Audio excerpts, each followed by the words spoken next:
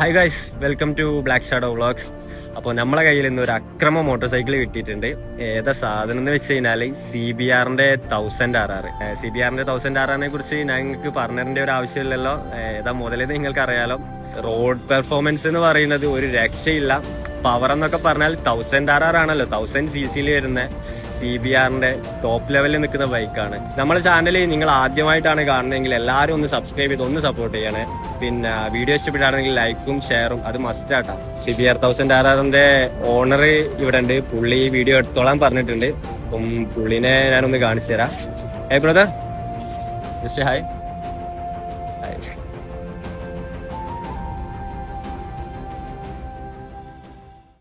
2015 model Honda CBR 1000RR ആണ് ഇന്ന് നമ്മുടെ കയ്യിലുള്ള ബൈക്ക്. ബൈക്കിൻ്റെ ഇപ്പോഴത്തെ ഒരു കണ്ടീഷൻ പറയുകയാണെന്നുണ്ടെങ്കിൽ ഒരു ആവറേജ് എന്നേ പറയാൻ പറ്റുള്ളൂ. കാരണം 10 വർഷം പഴക്കമുള്ളൊരു ബൈക്ക് എന്നൊക്കെ പറയുമ്പം എത്രത്തോളം കണ്ടീഷൻ ഉണ്ടാവുമെന്ന് നമുക്ക് ഊഹിക്കാൻ പറ്റുമല്ലോ.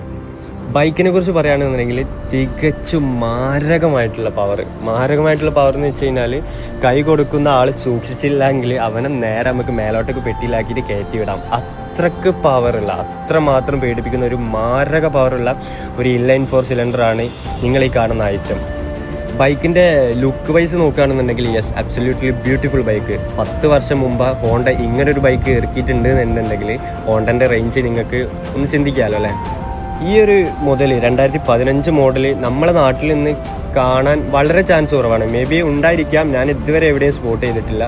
വണ്ടിയുടെ ആത്മാവിനെ കുറിച്ച് ഞാൻ ഓവറായിട്ടൊന്നും പറയുന്നില്ല, ബേസിക് ആയിട്ടുള്ള കുറച്ച് കാര്യങ്ങൾ ഞാൻ പറഞ്ഞുതരാം. വണ്ടിയുടെ എഞ്ചിൻ്റെ ഭാഗത്തേക്ക് നോക്കുകയാണെങ്കിൽ 999cc ലിക്വിഡ് കൂൾ ഇൻലൈൻ 4 സിലിണ്ടറാണ് വണ്ടിയിൽ കൊടുത്തിട്ടുള്ളത്.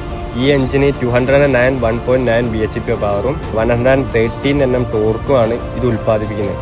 ഒരു 100cc 200cc ബൈക്കൊക്കെ ഓടിച്ച് വന്ന് ഇതിൻ്റെ മുകളിലേക്ക് കയറാൻ ആരും നിൽക്കരുതെന്നാണ് എനിക്ക് പറയാനുള്ളത്. കാരണം പവർ വേണോ, പവർ എടുത്തോ, നീ ഓടിച്ചോ, കൊടുത്തോ, കൈ കൊടുക്കണോ, നീ കൊടുത്തോ, അങ്ങനെ പറയുന്ന, കൊടുത്തു കഴിഞ്ഞാൽ നമ്മളെ തന്നെ പേടിപ്പിക്കുന്നു. അത്രമാത്രം പവറുള്ള ഒരു മോൺസ്റ്ററാണ് ഈ ഒരു ബൈക്ക്. അപ്പം ഈ ഒരു 100cc അല്ലെങ്കിൽ ഒരു 200cc ഒക്കെ ഉപയോഗിക്കുന്ന ഒരാൾ ഇതിൽ വന്ന് കൈ കൊടുത്തു കഴിഞ്ഞാൽ തീർച്ചയായിട്ടും അവൻ്റെ കാര്യത്തിൽ തീരുമാനമാകും. അങ്ങനെ കയറി നിങ്ങൾ കൈ കൊടുത്തു കഴിഞ്ഞാൽ ശരിക്കും അവിടെ എന്താ സംഭവിക്കാൻ പോകുന്നതെന്ന് പറഞ്ഞു കഴിഞ്ഞാൽ, നിങ്ങളൊരു 150cc കൈ കൊടുത്തു കഴിഞ്ഞാൽ ഓക്കെ, നിങ്ങൾ ആ ഒരു ആക്സിലേറ്റർ കൊടുക്കുമ്പോൾ വണ്ടി അങ്ങ് മൂവ് ആവും. നിങ്ങൾ അതേപോലെ തന്നെ ഈ ഒരു ബൈക്കിലും കയറി ഞാൻ ആക്സിലേറ്റർ ത്രോട്ടിൽ ചെയ്യുകയാണെന്നുണ്ടെങ്കിൽ തീർച്ചയായിട്ടും അവിടെ വീല് ചെയ്യും. നിങ്ങൾക്ക് കൺട്രോൾ ചെയ്യാൻ പറ്റാത്ത രീതിയിൽ വണ്ടി അങ്ങ് പോകും. നിങ്ങൾ പ്രതീക്ഷിക്കുന്ന ആ ഒരു പവറേ അല്ല ഈ ഒരു ബൈക്കിൽ നിന്നുള്ളത്.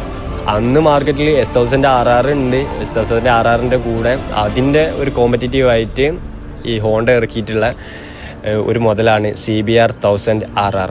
എങ്ങനെയുണ്ട് സാധനം? ഈ വണ്ടി കണ്ടിട്ട് നിങ്ങൾക്ക് എന്താ തോന്നുന്നത്? 2015 ഇറങ്ങിയ വണ്ടി ഇന്ന് ഞാൻ റിവ്യൂ ചെയ്യുന്നത് 2025 അന്നും ഇന്നും ഈ വണ്ടിക്ക് ഫാൻസ് ഉണ്ട്. ഒമാലി വെച്ചിങ്ങനെ ഞാനിത് സ്പോട്ട് ചെയ്തത്. വണ്ടിയുടെ സൗണ്ട് എന്നൊക്കെ പറഞ്ഞു കഴിഞ്ഞാൽ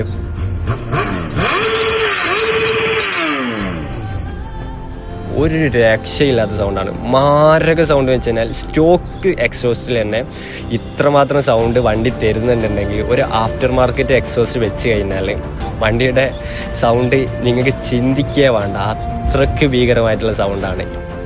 വണ്ടിയുടെ ബ്രേക്കിൻ്റെ കാര്യത്തിലേക്ക് നോക്കുകയാണെന്നുണ്ടെങ്കിൽ ഫ്രണ്ടും ബാക്കും ഡിസ്ക് ബ്രേക്കാണ് വരുന്നത്. ഡ്യുവൽ ചാനൽ ABS വരുന്നുണ്ട്. ഈ വണ്ടി ഒരിക്കലും ഒരു ടൂറിംഗ് പർപ്പസിന് വേണ്ടിയിട്ട് ഇറക്കിയ ബൈക്കല്ല, ഒരു ട്രാക്ക് ഓറിയൻറ്റഡ് ബൈക്കാണ്. ട്രാക്കിലേക്കും പിന്നെ റോഡ് പെർഫോമൻസിനായിട്ട് ബേസ് മോഡൽ ഇറങ്ങിയിട്ടുണ്ട്.